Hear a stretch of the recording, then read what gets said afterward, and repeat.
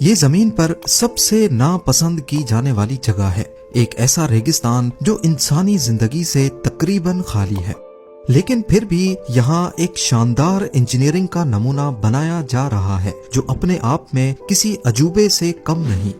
چلی کے ایٹاکاما ڈیزرٹ کے بیچوں بیچ سمندر سے 10,000 فیٹ اونچے پہاڑ کی چوٹی پر دنیا کے سب سے بڑے ٹیلیسکوپ کی کنسٹرکشن کا کام چل رہا ہے۔ لیننگ ٹاور آف پیسا سے بھی 40% اونچا یہ ٹیلیسکوپ جب کمپلیٹ ہوگا تو یہ ہماری یونیورس کے دور دراز پلینٹس کو ہماری آنکھوں کے مقابلے میں 5200 گنا زیادہ قریب سے دیکھ سکے گا، اور یہ امیجز ہبل اسپیس ٹیلیسکوپ سے بھی 15 گنا زیادہ شارپ ہوں گے۔ پر زمین کی سب سے خشک جگہ پہ دنیا کا سب سے بڑا ٹیلیسکوپ بنانا کسی چمتکار سے کم نہیں ہے۔ ایٹاکاما ڈیزرٹ انٹارکٹیکا کے بعد دنیا کا خشک ترین ایریا ہے، جہاں کچھ ایسے حصے پائے جاتے ہیں جہاں اتہاس میں ایک بار بھی بارش کی بوند نہیں پڑی۔ یہ ٹیلیسکوپ ٹائم میں پیچھے جا کر یونیورس کی پہلی گلیکسیز، اسٹارز اور پلینٹس کو کیسے دیکھ سکے گا؟ ارتھ جیسے دوسرے پلینٹس کو ڈھونڈنے میں یہ ٹیلیسکوپ سائنٹسٹ کی کیا مدد کر سکتا ہے؟ اور سب سے بڑھ کر سائنٹسٹ اور کنسٹرکشن ٹیم کو ایٹاکاما ڈیزرٹ کی اونچائیوں میں ایک فٹ بال فیلڈ جتنے بڑے ڈوم کی کنسٹرکشن کے دوران کن کن مشکلات کا سامنا کرنا پڑا؟ زیم ٹی وی کی ویڈیوز میں ایک بار پھر سے خوش آمدید۔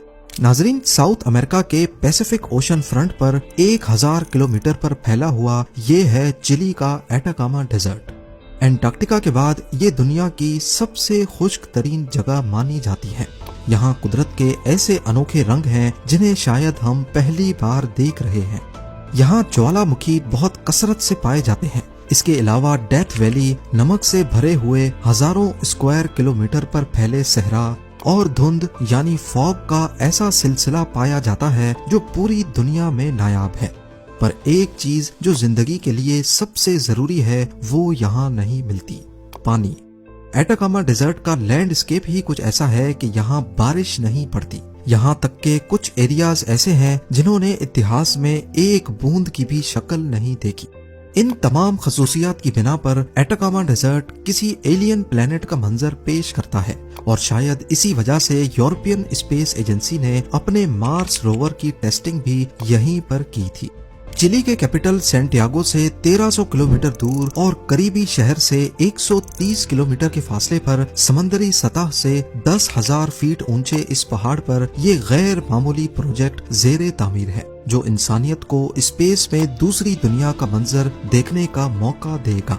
یورپین سدرن آبزرویٹری، جسے ایسو بھی کہا جاتا ہے، اس اسپاٹ پہ ایک بہت بڑا ٹیلیسکوپ بنا رہی ہے جسے ایکسٹریملی لارج ٹیلیسکوپ یا پھر شارٹ میں ELT کا نام دیا گیا ہے۔ حالانکہ اس کی کنسٹرکشن ابھی مکمل نہیں ہوئی، لیکن اسے دیکھ کر یہ اندازہ لگانا مشکل نہیں ہوگا کہ اسے یہ نام کیوں دیا گیا ہے۔ اس ٹیلیسکوپ میں ایک بہت بڑا مرر یعنی آئینہ لگایا جائے گا جس کا ڈایامیٹر نہ صرف 39 میٹرز بڑا بلکہ ابھی تک کے سب سے بڑے ٹیلیسکوپ سے بھی 4 گنا بڑا ہوگا۔ یہ آئینہ حیرت انگیز طور پہ انسانی آنکھ سے 10 کروڑ گنا زیادہ روشنی جمع کر سکتا ہے، پر شرط یہ ہے کہ اس کے اوپر مٹی کا ایک ذرہ بھی نہ گرے۔ اس سے بچنے کے لیے ٹیلیسکوپ کو ایک بہت بڑے اسٹیل ڈوم سے کور کیا جائے گا جس کا وزن لگ بھگ 2400 پک اپ ٹرکس جتنا وزنی ہے، آلموسٹ 6000 ٹن۔ اس ڈوم پر 2 بہت بڑے دروازے لگائے جائیں گے جو دن کے وقت بند رہیں گے۔ یہ ڈوم اتنا اونچا ہے کہ اس کے اندر اسٹیچو آف لبرٹی بھی کھڑا ہو سکتا ہے، اور پھیلاؤ کی بات کی جائے تو اس کے اندر ایک پوری فٹ بال فیلڈ بھی بنائی جا سکتی ہے۔ اس کے نیچے ایک ہائی ٹیک پلیٹ فارم لگایا گیا ہے جو پورے ٹیلیسکوپ کو 360 ڈگریز گھمانے کے قابل بناتا ہے تاکہ رات کو آسمان کے کسی بھی حصے کو دیکھنا آسان ہو۔ یہ سوچنے کی بات ہے کہ دنیا کے اس ویران علاقے میں جہاں آس پاس میلوں دور کوئی آبادی نہیں، کنسٹرکشن ٹیم نے اس پیچیدہ پروجیکٹ کی شروعات کیسے کی ہوگی، خاص طور پر جہاں نہ روڈز تھے، نہ بجلی اور نہ ہی پانی، اور اوپر سے کنسٹرکشن بھی پہاڑ کی چوٹی پر۔ اس پروجیکٹ کے لیے ایسو نے سب سے پہلے یورپ میں ہی کافی جگہوں کا معائنہ کیا، لیکن آخر میں ان کو ساؤتھ امریکہ کی اس لوکیشن کو چننا پڑا۔ ایسو یورپ کی ایک گورنمنٹ آرگنائزیشن ہے جس میں 16 کنٹریز کے ممبرز موجود ہیں۔ ایسو کے پروجیکٹ ہیڈ کا کہنا ہے کہ ELT کے لیے اس جگہ کو سلیکٹ کرنے کے پیچھے بہت ساری وجوہات ہیں۔ سب سے پہلا یہ کہ ان کو ٹیلیسکوپ کے لیے ایسی جگہ چاہیے تھی جہاں دور دور تک کوئی شہر نہ ہو۔ اس کا ریزن ہے لائٹ پولیوشن۔ آپ نے دیکھا ہوگا کہ رات کے وقت بھی اکثر شہروں کے اوپر روشنی ہوتی ہے، اور اگر اوپر بادل ہوں تو وہ بھی صاف نظر آ رہے ہوتے ہیں۔ یہ روشنی ہزاروں لائٹ ایئرز دور کسی ستارے کی روشنی سے تو کافی زیادہ ہی ہوتی ہے، جو ٹیلیسکوپ سے جنریٹ ہونے والے امیج کو خراب کر سکتی ہے۔ پر اس طرح کی بہت ساری لوکیشنز خود یورپ میں بھی پہاڑوں پر موجود ہیں، تو پھر ساؤتھ امریکہ کی اس لوکیشن کو ہی کیوں چنا گیا؟ ELT کو صرف لائٹ پولیوشن سے بچانا ہی کافی نہیں، صاف آسمان کا ہونا بھی بہت ضروری ہے۔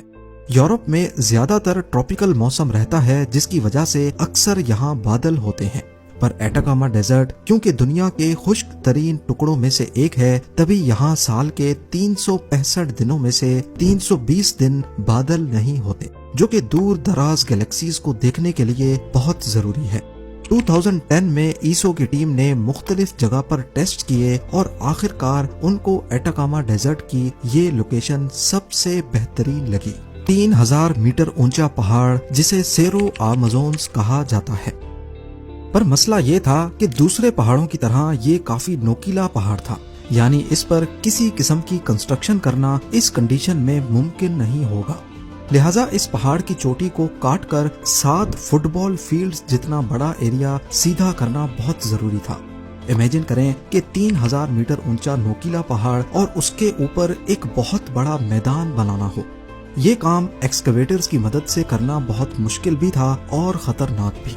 لہٰذا 2014 میں کنسٹرکشن ٹیم نے ایکسپلوسیوز کی مدد حاصل کی۔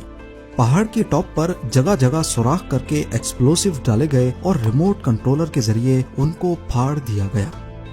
اس پروسیس میں پہاڑ کے اوپر کا 100 میٹر حصہ اڑا دیا گیا، جس میں 47 لاکھ کیوبک میٹر مٹی موجود تھی۔ یہ اتنی زیادہ مٹی تھی جس سے 1911 اولمپک سائز کے سوئمنگ پولز بھرے جا سکتے ہیں۔ مٹی اور پتھر ہٹانے کے بعد اوپر کے حصے کو سیدھا کیا گیا اور ٹاپ تک پہنچنے کے لیے راستہ بھی بنایا گیا، لیکن یہ تو صرف شروعات تھی۔ پہاڑ کے اوپر 7 فٹ بال فیلڈز جتنا سیدھا میدان تو بن گیا، لیکن ساتھ ہی ایک بہت بڑا مسئلہ ابھر کر سامنے آ گیا۔ ایک ایسا مسئلہ جس سے ELT کی کنسٹرکشن اگلے 5 سالوں تک رکی رہی۔ انجینئرنگ ٹیم نے دیکھا کہ پہاڑ کے ٹاپ پر جگہ جگہ سنک ہولز بن رہے ہیں۔ وہ ان کو دوبارہ سے بھرتے، لیکن کچھ ہی وقت کے بعد کئی اسپاٹس خود بخود اندر دھس جاتے۔ یہ ELT کی فاؤنڈیشن ڈالنے کے راستے میں کھڑا ہونے والا سب سے بڑا مسئلہ تھا۔ اصل میں جو ایکسپلوسیوز ڈال کر پہاڑ کے ٹاپ کو اڑایا گیا تھا، اس نے پہاڑ کے کور کو کافی نقصان پہنچایا تھا۔ پتھروں میں کریکس پڑ گئے اور جگہ جگہ سے مٹی اندر دھسنے لگی۔ ہر کچھ مہینوں کے بعد اندر پتھروں میں موومنٹ ہوتی اور پھر نئے سنک ہولز بن جاتے۔ اس مسئلے سے نمٹنے کے لیے انجینئرز نے اس میدان میں کئی ڈرلز کیے اور وائبریشن کی مدد سے آرٹیفیشلی زمین کو اسٹیبل کیا، تاکہ جتنے سنک ہولز بننے ہیں وہ ایک دفعہ میں ہی بن جائیں۔ فائنلی وائبریشن والا طریقہ کام کر گیا اور سنک ہولز میں بھرائی کر کے ایک بار پھر سے پہاڑ کے ٹاپ کو پلین کر دیا گیا۔ اس پورے پروسیس کو کمپلیٹ ہونے میں اگلے 5 سال لگ گئے اور اب اگلا مرحلہ تھا ELT کی فاؤنڈیشن ڈالنے کا۔ یہ کوئی معمولی فاؤنڈیشن نہیں ہونے والی تھی۔ ایٹاکاما ڈیزرٹ کا یہ حصہ سائزمکلی ایکٹیو ریجن ہے، جہاں ارتھ کوئکس کا آنا بہت کامن ہے۔ ٹیلیسکوپ کے مہنگے پارٹس کو ارتھ کوئک سے بچانے کے لیے فاؤنڈیشن کو اوپر والے ڈوم سے الگ رکھا گیا۔ فاؤنڈیشن اور ڈوم کے بیچ کئی ہائیڈرولک شاک ایبزاربرز لگائے گئے ہیں، جو ارتھ کوئک کے جھٹکوں کو میٹل کے ڈوم اور اس کے اندر ٹیلیسکوپ مرر تک نہیں پہنچنے دیتے۔ 2023 میں فاؤنڈیشن کا کام مکمل ہوا اور اب باری تھی ٹیلیسکوپ کے لاجواب ڈوم کی۔ ڈوم کا اسٹیل اسٹرکچر الگ الگ حصوں میں پہاڑ کے نیچے بیس کیمپ میں ہی بنایا گیا۔ اس کے بعد ان حصوں کو پہاڑ کے اوپر پہنچانے کے لیے ان ریموٹ کنٹرولڈ ٹرکس کا استعمال کیا گیا، جو ایک ایک کر کے اسٹیل فریم کو پہاڑ کی چوٹی تک پہنچاتے تھے۔ اوپر پہنچنے کے بعد کرینز نے ان دہشت ناک اسٹرکچر کو ایسے آپس میں جوائن کیا جیسے لیگو کو جوڑا جاتا ہے۔ एटाकामा डेजर्ट के इस हिस्से तक पहुंचने के लिए रोड्स का नेटवर्क काफी हद तक पहले से बना था, क्योंकि ELT साइट से 20 किलोमीटर दूर ही ईसो का एक दूसरा टेलीस्कोप भी मौजूद है, जिसे वेरी लार्ज टेलीस्कोप या फिर VLT कहा जाता है। तो ELT के लिए इन्हीं रोड नेटवर्क को एक्सटेंड करके सेरो अमेज़न्स तक पहुंचा दिया गया।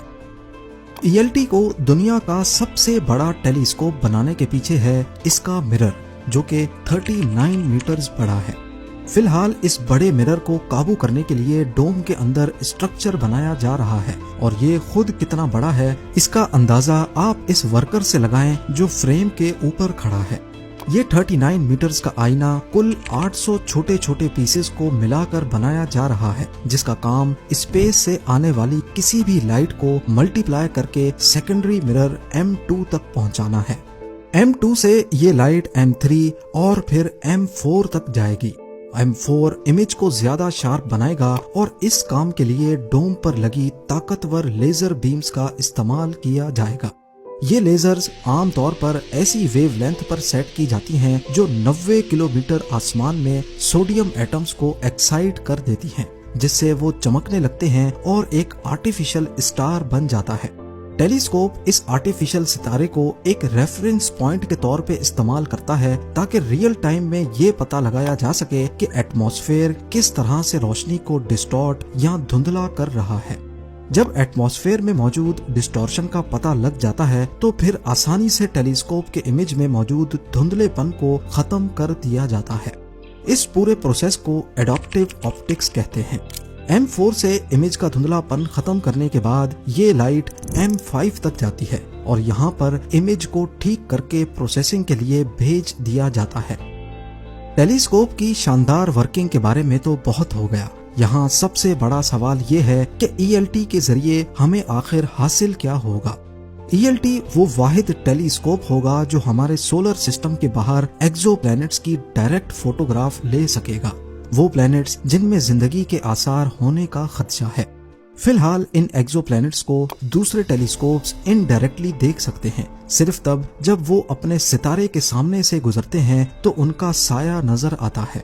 डायरेक्ट फोटोग्राफ के जरिए हमें ये मालूम पड़ सकता है कि उन प्लैनेट्स पे एटमॉस्फेयर कैसा है, और एटमॉस्फेयर से पता लगेगा कि वहाँ पर पानी है या नहीं, कार्बन डाइऑक्साइड है या ऑक्सीजन, या फिर कोई ऐसी मखलूक तो नहीं जो अर्थ की तरह पॉल्यूशन पैदा कर रही है। ELT के इतने बड़े आईने की वजह से इसमें काफी ज्यादा लाइट जमा हो पाएगी, और इसके जरिए हम यूनिवर्स के शुरुआती दिनों में भी देख सकते हैं। अगर आपको मालूम नहीं तो आपको बताते चले कि लाइट की एक फिक्स स्पीड है, और ये उससे ज्यादा तेज ट्रेवल नहीं कर सकती। इसी चीज का फायदा उठाते हुए हम यूनिवर्स के पास्ट में भी आसानी से देख सकते हैं। इसकी सीधी सादी एग्जाम्पल है हमारे सूरज की पहली किरण। रोजाना जब सनराइज होता है तो असल में हम सूरज के पास्ट को देख रहे होते हैं, क्योंकि सूरज की रोशनी दुनिया तक पहुंचने में तकरीबन 8 मिनट लगाती है। हबल स्पेस टेलीस्कोप यूनिवर्स में 1340 करोड़ साल पीछे भी देख सकता है, यानी उसका मिरर उन धीमी लाइट को भी कैप्चर करता है जो यूनिवर्स में 1340 करोड़ साल पहले निकली थी, और आज वो हबल तक पहुंची है। इसके बरक्स ELT का 39 मीटर्स बड़ा आईना हबल टेलीस्कोप से भी 10 करोड़ साल पीछे की लाइट को भी देखने के काबिल है, यानी 1350 करोड़ लाइट ईयर्स दूर। साइंटिस्ट्स के हिसाब से बिग बैंग, जिसकी वजह से हमारी यूनिवर्स बनी थी, वो 1380 करोड़ साल पहले हुआ था। इसका मतलब ये हुआ कि ELT यूनिवर्स की पैदाइश के 30 करोड़ साल बाद वाला मंजर भी कैप्चर कर सकता है। यहाँ आपका ये भी जानना जरूरी है कि ELT बेशक ही काफी बड़ा है, लेकिन ये सिर्फ आईनों पर मबनी टेलीस्कोप्स में सबसे बड़ा होगा, जबकि रेडियो टेलीस्कोप्स में एक बहुत बड़ी डिश होती है, जैसा कि गोल्डन आई में है। आईने के बजाय ये टेलीस्कोप्स रेडियो वेव्स के जरिए पास्ट में देखते हैं, और फिर कंप्यूटराइज्ड प्रोसेस के जरिए उनकी तस्वीर बनाई जाती है। पर डायरेक्टली देखने में ELT अभी तक दुनिया का सबसे बड़ा टेलीस्कोप होने वाला है। बात की जाए इस पर आने वाले खर्चे की, तो ELT पर हैरत अंगेज तौर पे 160 करोड़ डॉलर्स का खर्चा एस्टिमेट किया गया है, 13,600 करोड़ रुपए।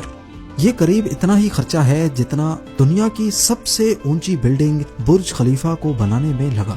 ایکسپرٹس کے مطابق ELT کی کنسٹرکشن 2029 میں مکمل ہوگی۔ پوری طرح تیار ہونے کے بعد شاید یہ سب سے بڑے سوال کا جواب دے پائے کہ کیا واقعی ہم اس یونیورس میں اکیلے ہیں یا پھر ہزاروں لائٹ ایئرز دور ارتھ جیسے کسی پلینٹ پہ بھی زندگی بستی ہے۔ امید ہے زیم ٹی وی کی یہ ویڈیو بھی آپ لوگ بھرپور لائک اور شیئر کریں گے۔ آپ لوگوں کے پیار بھرے کامنٹس کا بے حد شکریہ۔ ملتے ہیں اگلی شاندار ویڈیو میں۔